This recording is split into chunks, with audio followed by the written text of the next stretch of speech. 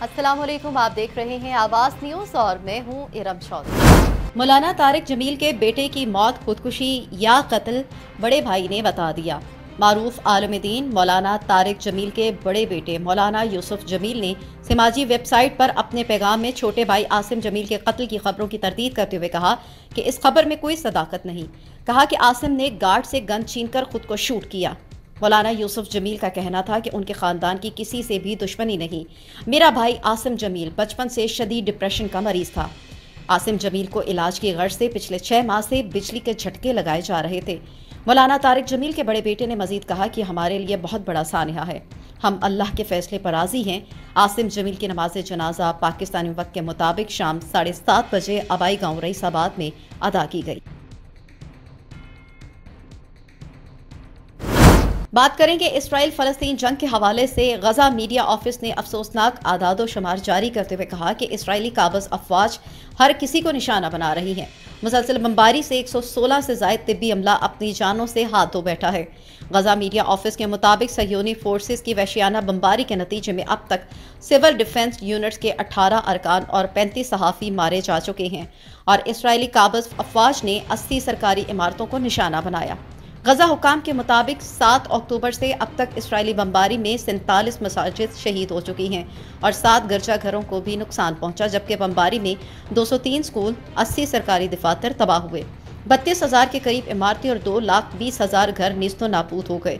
शोहदा की तादाद 8,000 से तजावुज कर चुकी है और 22,000 से ज़्यादा जख्मी हैं।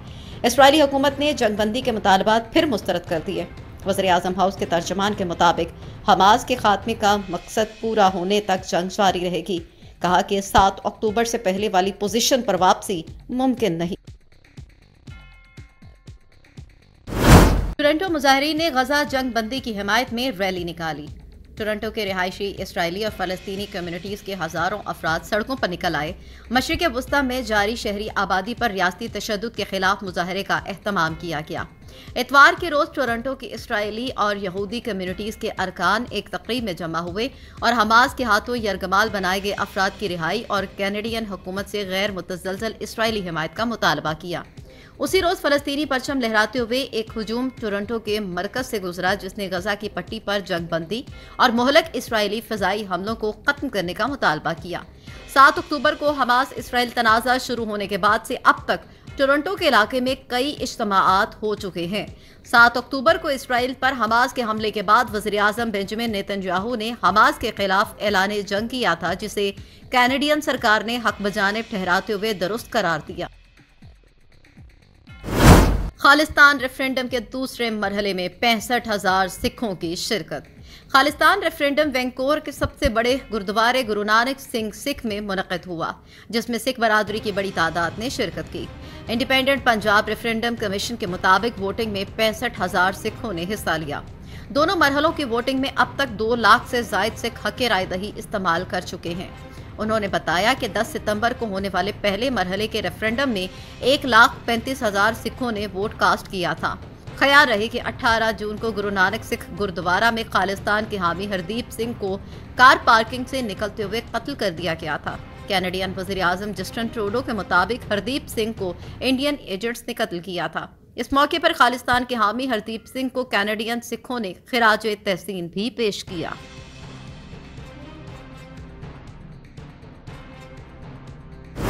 निगरान वज़ीर-ए-आज़म अनवारुल हक काकड़ के हवाले से आपको बताएंगे। निगरान वज़ीर-ए-आज़म अनवारुल हक काकड़ के तुर्किया के यौम जमहूरिया के 100 साल मुकम्मल होने पर मुबारकबाद। तुर्किया के यौम जमहूरिया के 7 साला तकरीबात के मौके पर निगरान वज़ीर-ए-आज़म अनवारुल हक काकड़ ने पाकिस्तानी हुकूमत और अवाम की जानिब से बरादर मुल्क तुर्किया के अवाम को दिल की गहराइयों से मुबारकबाद पेश की। उन्होंने कहा कि 29 अक्टूबर 1923 को तुर्क कौम के अजीम रहनुमा गाजी मुस्तफ़ा कमाल अतातुर्क की क़यादत में आज़ादी की जद्दोजहद जमहूरिया तुर्किया के क़याम की सूरत कामयाब हुई। निगरान वज़ीर-ए-आज़म ने कहा कि सदर रजब तैयब उर्दवान की बेमिसाल क़यादत में तुर्किया की माशी तरक्की की आलमी सतह पर पजीराई मिली। कहा कि पाक तुर्क बरादराना ताल्लुकात मुश्तरका अक़ीदे, सकाफ़त और तारीख़ के मजबूत बुनियादों पर कायम हैं। उन्होंने कहा कि दोनों ममालिक हमेशा एक दूसरे के शाना बशाना खड़े रहे हैं। कहा, मैं पाकिस्तान के तुर्किया के साथ कसीरुल जहती स्ट्रेटेजिक बिलखसूस मुआशी मैदान में ताल्लुकात की मजबूती के अज़म का इआदा करता हूँ। پاکستان عوام جمہوریہ ترکیہ کی دوسری صدی کے آغاز پر ترکیہ کے عوام کی ترقی اور خوشحالی کے لیے دعا گو ہے۔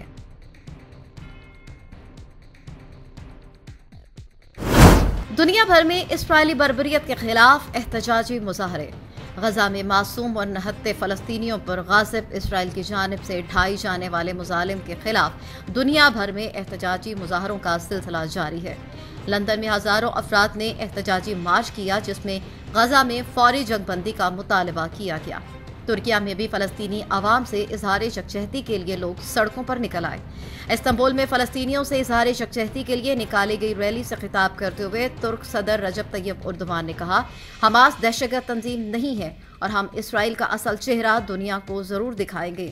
یورپ کے مختلف ممالک میں امریکہ میں بھی دہشت گرد ریاست اسرائیل کے خلاف احتجاجی مظاہروں کا سلسلہ جاری ہے۔ ٹرین حادثے کے حوالے سے آپ کو بتائیں گے، خوفناک ٹرین حادثہ جس میں متعدد ہلاکتیں ہوئیں۔ بھارتی ریاست آندھرا پردیش میں مسافر ٹرینوں کے درمیان ہونے والے تصادم کے نتیجے میں 13 افراد ہلاک ہو گئے، جبکہ 50 سے زائد زخمی ہیں۔ زخمیوں میں سے بعض کی حالت تشویشناک بتائی جاتی ہے۔ وشاکھاپٹنم پلاسا مسافر ٹرین اور وشاکھاپٹنم راگادا مسافر ٹرین ایک دوسرے سے ٹکرائیں، جس سے ٹرینوں کی کئی بوگیاں پٹری سے اتر گئیں۔ 3 ماہ کے دوران بھارت میں یہ 5واں ٹرین حادثہ ہے۔ بھارتی میڈیا کا ہے کہنا کہ حادثے کے مقام پر امدادی کارروائیاں مکمل کر لی گئی ہیں۔ تمام لاشوں اور زخمیوں کو اسپتال منتقل کر دیا گیا۔ حادثے کا شکار ہونے والی ٹرینوں کے حوالے سے تحقیقات کا آغاز کر دیا گیا ہے۔ سمندری طوفان اوٹ سے ہلاکتوں کی تعداد 43 ہو گئی، لاپتہ افراد کی تعداد 36 ہے۔ تلاش اور بحالی کا کام جاری ہے۔ کیٹیگری 5 کے سمندری طوفان اوٹس کے میکسیکو کے جنوبی بحر الکاہل کے ساحل سے ٹکرانے سے کم از کم 43 افراد ہلاک ہو گئے۔ سخت متاثرہ گریرو کے گورنر نے اتوار کو کہا کہ ہلاکتوں کی تعداد میں مسلسل اضافہ ہو رہا ہے۔ لاپتہ ہونے والوں کی تعداد میں مزید اضافے کا امکان بھی ظاہر کیا جا رہا ہے۔ لوگ کیچڑ اور ملبے میں اپنی ضروری اشیاء تلاش کرتے رہے، جبکہ سرکاری کارکنان اور رضاکار مٹی اور ملبے سے بھری گلیاں صاف کرتے رہے۔ مزید وسائل پہنچنے کے بعد اکاپولکو کی بندرگاہ سے گرے ہوئے درختوں اور ملبے کے نیچے سے مزید لاشیں نکالنے میں مدد ملے گی۔ لاہور آج دنیا کے آلودہ ترین شہروں میں سر فہرست۔ فضائی آلودگی کے لحاظ سے لاہور دنیا کے آلودہ ترین شہروں میں پہلے نمبر پر آ گیا۔ صوبائی دارالحکومت لاہور میں اسموگ کے بادلوں کے باعث مجموعی ایئر کوالٹی انڈیکس کی شرح 498 تک جا پہنچی، جبکہ بھارت کے شہر دلی کا 289 شرح کے ساتھ دوسرا نمبر ہے۔ شہریوں کا کہنا ہے کہ لاہور میں اسموگ سے آنکھیں جلنے اور گلے میں خراش کی شکایات پیدا ہو رہی ہیں۔ درجہ بندی کے لحاظ سے 151 سے 200 درجے تک کی شرح آلودگی مضر صحت ہے۔ 201 سے 300 درجے تک آلودگی انتہائی مضر صحت ہے۔ 301 سے زائد درجہ خطرناک ترین آلودگی ظاہر کرتا ہے۔ فضائی آلودگی انسانی سرگرمیوں کی بدولت جنم لیتی ہے۔ یہ مختلف گیسوں کی زیادتی، تابکاری شعاؤں، کیمیائی مادوں، ٹھوس ذرات، مائع قطرات، گرد و غبار اور دھوئیں وغیرہ کی وجہ سے پیدا ہوتی ہے۔ موسم سرما کی آمد کے ساتھ ہی لاہور سمیت پنجاب کے میدانی علاقوں میں دھند کا سلسلہ شروع ہو چکا ہے، جس سے حد نگاہ کم ہونے کے باعث ٹریفک کی روانی متاثر ہے۔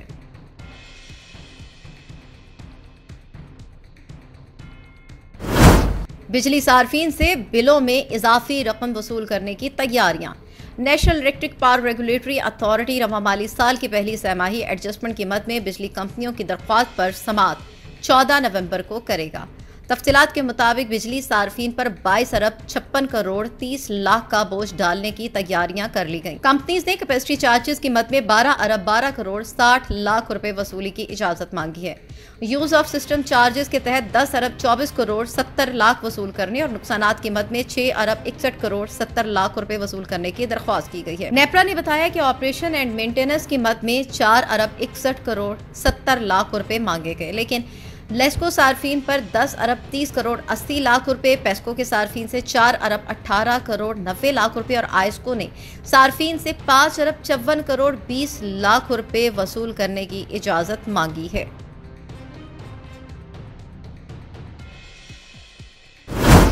ہارون آباد میں یوم سیاح کے موقع پر تحصیل انتظامیہ کے زیر اہتمام کشمیریوں سے اظہار یکجہتی۔ ملک بھر کی طرح ہارون آباد میں بھی یوم سیاح کے موقع پر تحصیل انتظامیہ کے زیر اہتمام کشمیریوں سے اظہار یکجہتی ریلی کا انعقاد کیا گیا۔ میونسپل کمیٹی ہارون آباد کے احاطے سے ریلی نکالی گئی۔ اظہار یکجہتی ریلی کی قیادت اسسٹنٹ کمشنر عامر محمود اور DSP ندیم اقبال نے کی۔ ریلی میں چیف آفیسر بلدیہ عمران علی وٹو اور دیگر سرکاری ملازمین نے بھی شرکت کی۔ اس موقع پر اسسٹنٹ کمشنر عامر محمود کا کہنا تھا کہ کشمیر کی آزادی تک پاکستان کا ہر فرد کشمیریوں کے ساتھ ہے۔ مقبوضہ کشمیر پاکستان کی شہرک ہے۔ بھارت 76 برس میں بھی اپنے مضمون مقاصد میں ناکام رہا، جبکہ DSP ندیم اقبال کا کہنا تھا جنت نظیر وادی میں آزادی کا سورج جلد طلوع ہوگا۔ ہم سب ایک ہیں اور کشمیر کی آزادی تک ایک رہیں گے۔ اقوام متحدہ کشمیر کے حوالے سے قرارداد پر عمل کروائے کیونکہ خطے کا امن کشمیر کے مسئلے کے حل سے وابستہ ہے۔ چیف آفیسر بلدیہ عمران علی وٹو کا کہنا تھا کہ کشمیر پر غاصب بھارتی فوج کی بربریت اور مظالم پر عالمی خاموشی افسوسناک ہے۔ کشمیریوں کو حق خود ارادیت ملنے تک پاکستانی عوام کشمیریوں کے شانہ بشانہ کھڑی ہے۔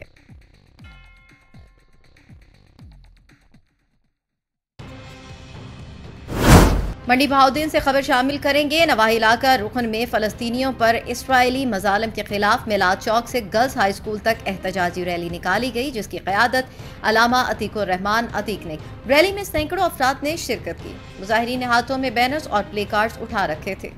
مظاہرین نے فلسطینی مسلمانوں پر اسرائیل کے مظالم کے خلاف شدید نعرے بازی کی۔ ریلی سے خطاب کرتے ہوئے علامہ عتیق الرحمان نے کہا کہ آج فلسطینیوں پر بہیمانہ مظالم کے بعد عالم اسلام پر جہاد فرض ہو چکا ہے۔ انہوں نے مسلم حکمرانوں سے کہا کہ اسرائیل خالی مذمتی بیانات سے اپنے مظالم سے باز نہیں آئے گا، بلکہ قرآن و سنت کی تعلیمات کی روشنی میں اسرائیل کی مذمت نہیں بلکہ مرمت کرنا ہوگی۔ انہوں نے یہ بھی کہا کہ مسلم حکمرانوں کی بزدلی کی وجہ سے کفر کے مظالم دن بدن بڑھتے چلے جا رہے ہیں۔ مسلم حکمران اسرائیل اور بھارت کے مظالم کے خلاف فوری جہاد کا اعلان کریں۔ نگران وزیر اعلیٰ پنجاب سید محسن نقوی کا جنگ میں ڈسٹرکٹ ہیڈ کوارٹر ہسپتال کا دورہ۔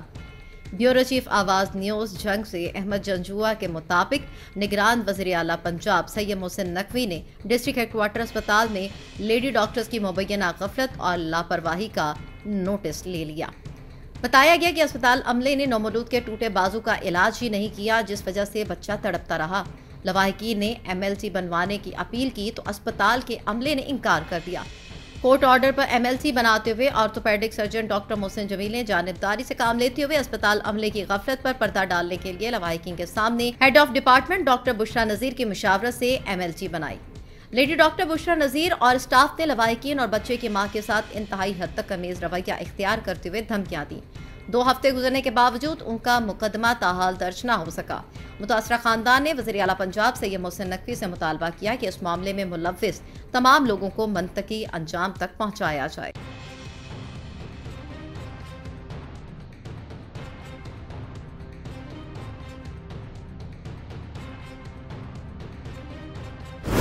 سول سوسائٹی اچ شریف کے زیر اہتمام 40 بچیوں کی اجتماعی نکاح کی پروقار تقریب منعقد کی گئی۔ آواز نیوز کے نمائندے سید مظاہر حسین کے مطابق سول سوسائٹی اچ شریف کے زیر اہتمام العباس میرج ہال میں 40 بچیوں کے اجتماعی نکاح کی پروقار تقریب منعقد کی گئی۔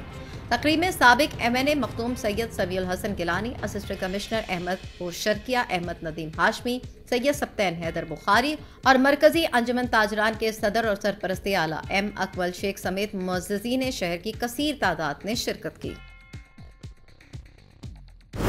مریم نواز شریف کی سالگرہ کے موقع پر گجرانوالہ میں مسلم لیگ نون کے چیف آرگنائزر نے کیک کاٹا۔